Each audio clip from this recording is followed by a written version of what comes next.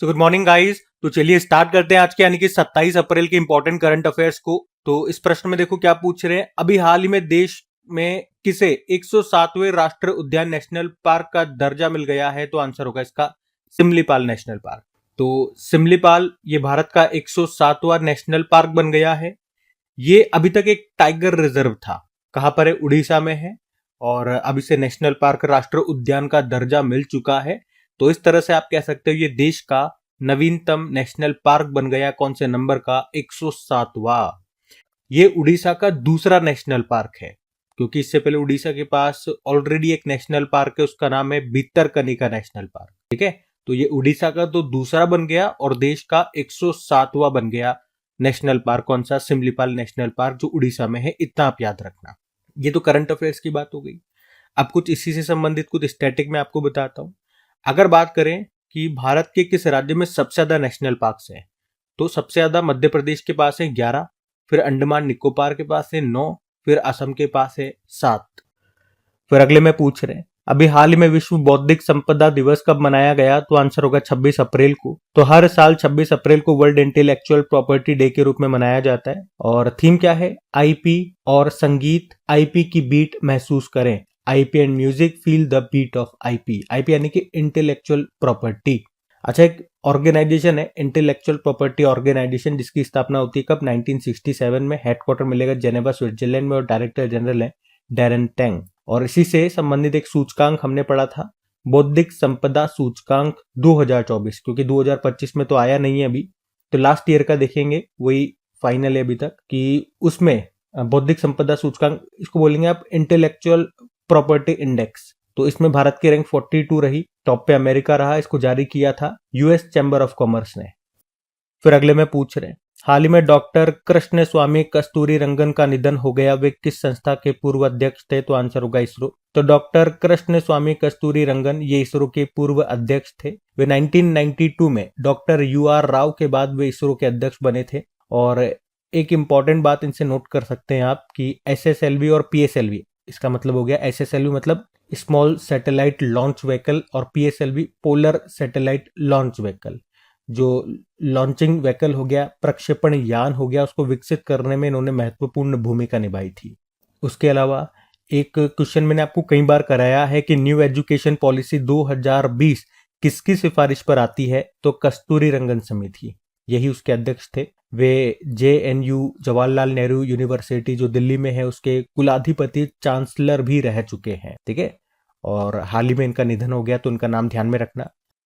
देखो फिर अगले में पूछ रहे हैं अभी हाल ही में डीम्ड टू बी यूनिवर्सिटी का दर्जा प्राप्त फिल्म एंड टेलीविजन संस्थान यानी कि एफटीआईआई, ये कहां पर स्थित है? मुख्यालय पूछ रहे हैं, सीधी सी बात है इसका। तो आंसर हो जाएगा पुणे में। तो एफटीआईआई फुल फॉर्म क्या हो जाएगी इसकी? Film and television institute of India, जो कि पुणे महाराष्ट्र में है। और अभी न्यूज में क्यों है? क्योंकि इसे डीम्ड टू बी यूनिवर्सिटी का दर्जा मिल चुका है। इसका मतलब हो गया कि ये अब मान्यता विश्वविद्यालय संस्थान बन चुका है। और इसका फायदा क्या होगा? इसका फायदा ये होगा कि अब ये खुद का पाठ्यक्रम, सिलेबस या फीस वगैरह जो भी है ये खुद से ही तय कर पाएगा।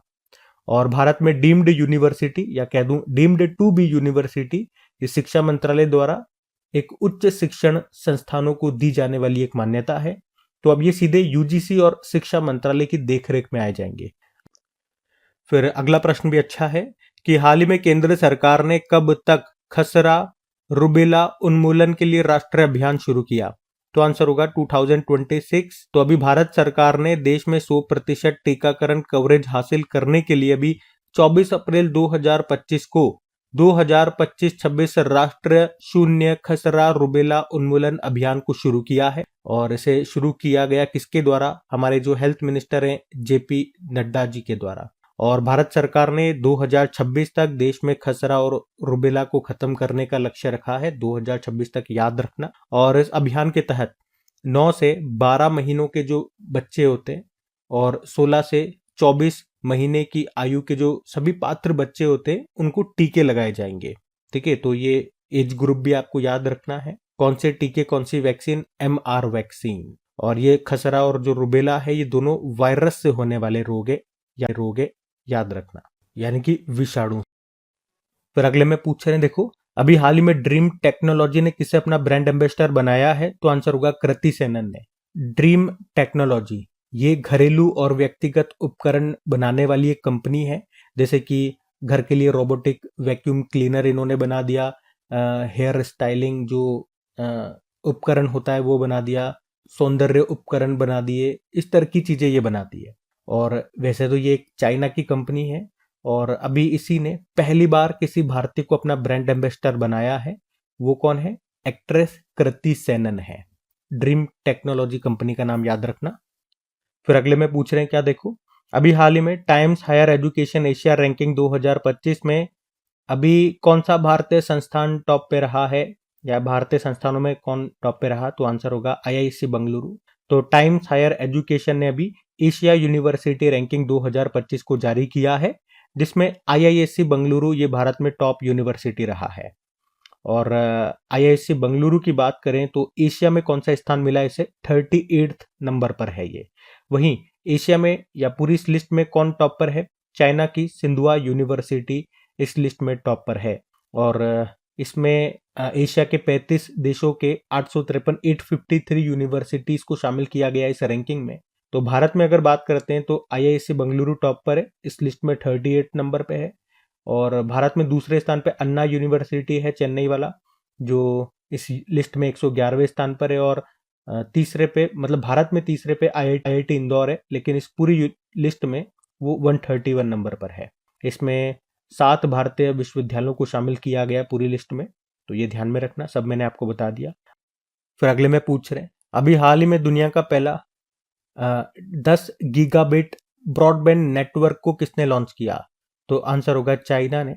तो अभी चाइना ने हेबई प्रांत के जियोनगान शहर में दुनिया का पहला 10 जीबी ब्रॉडबैंड नेटवर्क को अभी लॉन्च कर दिया है। इसका मतलब समझ रहे हो आप, 10 जीबी स्पीड वाला ब्रॉडबैंड नेटवर्क इन्होंने लॉन्च किया। हम अभी भारत में 4G 5G के बीच में ही अटक रहे हैं, और चाइना ने 10G इंटरनेट लॉन्च कर दिया। हमारा 5G भी अभी 3G की स्पीड से चलता है, हम उसी में खुश हैं, और वो 10G पे पहुंच गया। कौन? चाइना। तो चाइना चलते हैं आपको लेकर के। फिर देखो चाइना की कैपिटल क्या हो गई? बीजिंग। यहीं पे आपको एशियन इंफ्रास्ट्रक्चर इन्वेस्टमेंट बैंक और शंघाई कॉपरेशन ऑर्गेनाइजेशन का हेडक्वार्टर मिल जाएगा। करेंसी हो जाती है रेनबिनबी और प्रेसिडेंट है शी जिनपिंग। फिर अगले में पूछ रहे अभी हाल ही में विश्व टीकाकरण सप्ताह 2025 ये कब से कब तक मनाया गया? तो आंसर होगा 24 से लेकर 30 अप्रैल तक। तो हर साल 24 से लेकर 30 अप्रैल तक विश्व टीकाकरण सप्ताह यानी कि वर्ल्ड इम्यूनाइजेशन वीक के रूप में मनाया जाता है। थीम भी है सभी के लिए टीकाकरण मानवीय रूप से संभव है, immunisation for all is humanly possible. तो इसे मनाने का उद्देश्य क्या होता है? टीकाकरण के लाभों के बारे में बढ़ावा देना और टीकाकरण कार्यक्रमों में व्यापक भागीदारी को प्रोत्साहित करना। और आपको बता दूं, वर्ल्ड हेल्थ ऑर्गेनाइजेशन ने 2012 में विश्व टीकाकरण सप्ताह की स्थापना की थी। आपको बताया सबसे पहला टीका किसने खोजा था और कौन सा या किसका? तो खोजा था एडवर्ड जेनर ने। और किसका खोजा था? चेचक का टीका। अच्छा, कभी आपसे एग्जाम में पूछ लेना कि भारत में राष्ट्रीय शिशु टीकाकरण सप्ताह ये कब मनाया जाता है? तो 22 से लेकर 29 अप्रैल तक। और अगर आपसे पूछे कि राष्ट्रीय टीकाकरण दिवस हम कब मनाते हैं, तो वो भी याद रखना 16 मार्च को। और एक मिशन इंद्रधनुष आपने सुना होगा, ये शुरू हुआ था 25 दिसंबर 2014 में। इसे सार्वभौमिक टीकाकरण के लिए भारत सरकार ने शुरू किया था। मिशन इंद्रधनुष इसका नाम है। ठीक है, तो यहां से ये कुछ और इंपॉर्टेंट स्टैटिक प्रश्न भी मैंने आपको लगे हाथ रिवाइज करा दिए। ध्यान में रखना, सारे प्रश्न अच्छे प्रश्न है। अगला प्रश्न देखते हैं। फिर अगले में पूछ रहे हाल ही में पुणे फिडे महिला ग्रैंड प्रिक्स को किसने जीत लिया है? तो आंसर होगा कोनेरू हम्पी ने। तो हम यहाँ बात कर रहे हैं पुणे वुमेन्स ग्रैंड प्रिक्स 2025 की, जो हुआ कहाँ पे? पुणे महाराष्ट्र में हुआ, और इसको जीत लिया कोनेरू हम्पी ने। ठीक है, इतना सा आपको याद रखना है। तो कल पहला प्रश्न पूछा था भारत स्टील 2025 का छठा संस्करण का आयोजन कहां पर किया गया? मुंबई में।